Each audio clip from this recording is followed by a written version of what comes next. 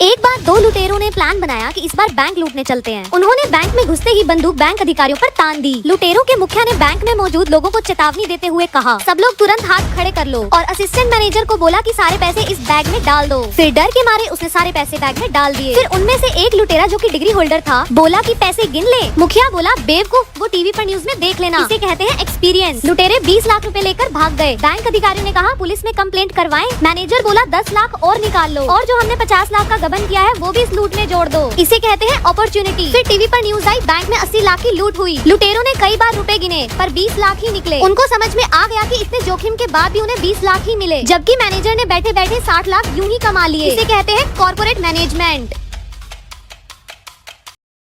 एक आदमी रेस्टोरेंट में खाना खाने के लिए गया। वहाँ बैठते ही उसने देखा कि यहाँ पर तो वाईफाई लगा हुआ है, तो उसने वेटर को बुलाया और वाईफाई का पासवर्ड पूछा। वेटर बोला, ईट फर्स्ट। आदमी ने मन में सोचा, अरे यार, अब तो पहले खाना मंगवाना पड़ेगा। तो उसने वेटर को बोला कि जाओ एक बार मेन्यू लेकर आओ। वेटर मेन्यू लाया और उस आदमी ने एक पिज्जा ऑर्डर करवाया, और फिर पिज्जा आते ही आदमी ने फटाफट उसे खा लिया। फिर आदमी ने वेटर को दोबारा बुलाया और पूछा कि अब वाईफाई का पासवर्ड बता दो। वेटर बोला, ईट फर्स्ट। फिर आदमी बोला, ओफो, चलो फटाफट एक कोल्ड कॉफी ले आओ। वेटर के कॉफी लाते ही आदमी ने उसे फटाफट खत्म किया और बोला, अब वाईफाई का पासवर्ड बताओ। वेटर बोला, ईट फर्स्ट। आदमी को गुस्सा आया और उसने वेटर का कॉलर पकड़ लिया, और फिर वो मैनेजर के पास गया और मैनेजर को बोला कि वाईफाई का पासवर्ड बताओ। मैनेजर भी बोला, ईट फर्स्ट। आदमी को गुस्सा आया और वो मैनेजर को भी मारने लगा। फिर वहाँ खड़े रिसेप्शनिस्ट ने बोला, अरे भाई साहब, वाईफाई का पासवर्ड ही है ईट फर्स्ट, वो देखो दीवार पे लिखा है।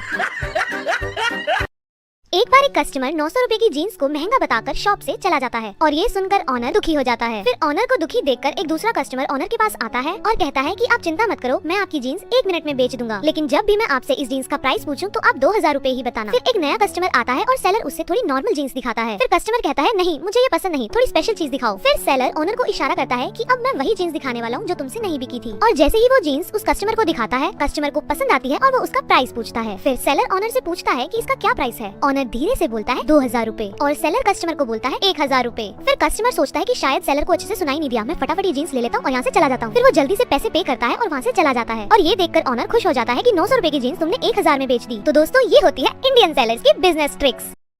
अमेरिका में जब पेरेंट्स टीचर मीटिंग होती है तो टीचर पेरेंट्स को कहती है, आपका बच्चा और अच्छा परफॉर्म कर सकता है, इस पे घर पे भी थोड़ा ध्यान दो, और मुझे पता है ये कर लेगा। जापान में जब पेरेंट्स टीचर मीटिंग होती है तो टीचर पेरेंट्स को कहती है, ये और अच्छा परफॉर्म कर सकता है, इसे मेरे पास ट्यूशंस के लिए भेजो, मैं इससे सारा सिलेबस कवर अप करवा दूंगी। और इंडिया में जब पेरेंट्स टीचर मीटिंग होती है तो टीचर पेरेंट्स को कहती है, ये पढ़ता नहीं है लेकिन इसमें दिमाग बहुत है, अपना दिमाग इतना पढ़ाई में लगाए ना तो टॉप करेगा। एक तो फ्रंट बेंच पे नहीं बैठता, पीछे बैठकर सारा दिन अपने दोस्तों के साथ ही हा हा ही हा। इनके पूरे ग्रुप की वजह से क्लास में कोई नहीं पढ़ पाता। कल कह रहा था, मम्मी की तबीयत खराब है, छुट्टी चाहिए, आज मम्मी सामने बैठी है, बोल बेटा। अब आप कमेंट में बताओ कि आपकी क्या कंप्लेंट्स आती हैं। एक बार एक पेशेंट डॉक्टर के पास जाता है और कहता है, डॉक्टर साहब, मुझे बहुत नींद आती है, हर समय बस सोता ही रहता हूँ, कोई इलाज बताओ ना। डॉक्टर पूछता है, पहले ये बताओ कि आप कौन सा मोबाइल यूज करते हो। पेशेंट कहता है, नोकिया 1100। डॉक्टर कहता है, अरे यही तो समस्या है। पेशेंट पूछता है, वो कैसे। डॉक्टर कहता है, रुको, मैं अभी तुम्हें एक स्मार्टफोन लिख के देता हूँ, उसमें जियो का सिम डलवा के फेसबुक, व्हाट्सएप, इंस्टाग्राम, नेटफ्लिक्स, ये सारे ऐप इंस्टॉल कर लेना, और फिर देखना धीरे धीरे सब ठीक हो जाएगा। क्यों दोस्तों, आज के जमाने के हिसाब से सही इलाज बताया है ना। बेटा, ये कुत्ते को देखे आ। ओके मम्मा। भाई, ये मम्मी ने खाने के लिए दी है, खा लो। अरे अंदर वाले को नहीं, बाहर वाले को। सॉरी भाई, बाहर वाले को देना था। एक लड़का अपनी बाइक में पेट्रोल भरवाने के लिए पेट्रोल पंप आया। उसने पेट्रोल पंप वाले को बोला कि भाई, इसमें 200 रुपए का पेट्रोल डाल दे। उसने बाइक की टंकी खोली और पेट्रोल वाले ने पेट्रोल डालना शुरू किया, और जैसे ही उसने पेट्रोल उसमें डाल दिया, पेमेंट की बारी आई तो बाइक वाले ने अपनी जेब से निकालकर एक बड़ा सा थैला उसे दिया। पेट्रोल पंप वाला हैरान होकर सोचने लगा कि ये इसमें क्या दे रहा है। तो उसने थैले में देखा कि उसमें बहुत सारे सिक्के थे। तो बाइक वाला बोला कि चल भाई, गिन ले पूरे 200 रुपए हैं। अब पेट्रोल पंप वाला साइड में जाकर सिक्के गिन रहा है, और बाइक वाला वहाँ से निकल रहा है, और पेट्रोल पंप वाला उसके पीछे भाग रहा है क्योंकि उसे लगता है कि सिक्के पूरे नहीं हैं।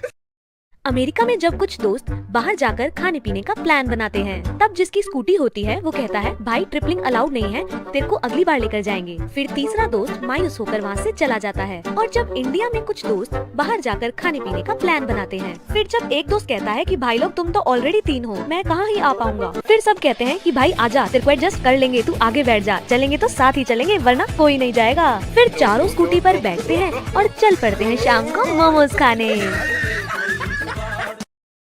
टीचर कहती है बच्चों वादा करो कि कभी शराब सिगरेट नहीं पियोगे। बच्चे कहते हैं नहीं पिएंगे। फिर टीचर कहती है वादा करो कभी लड़कियों का पीछा नहीं करोगे। बच्चे कहते हैं नहीं करेंगे।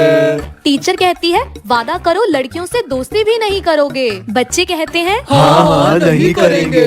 फिर टीचर कहती है वादा करो वतन के लिए जान दे दोगे। बच्चे कहते हैं दे देंगे। ऐसी जिंदगी का करेंगे भी क्या। चेतन जुआ खेल रहा था। चेतन तू जुआ खेल रहा है? Sorry uncle. रुक अभी तेरे पापा से शिकायत करता हूँ, रुक जा। कोई फायदा नहीं है अंकल। साथ वाले ग्रुप में पापा भी खेल रहे हैं। मेरा ही बेटा जी, मेरा ही बेटा। खेल खेल।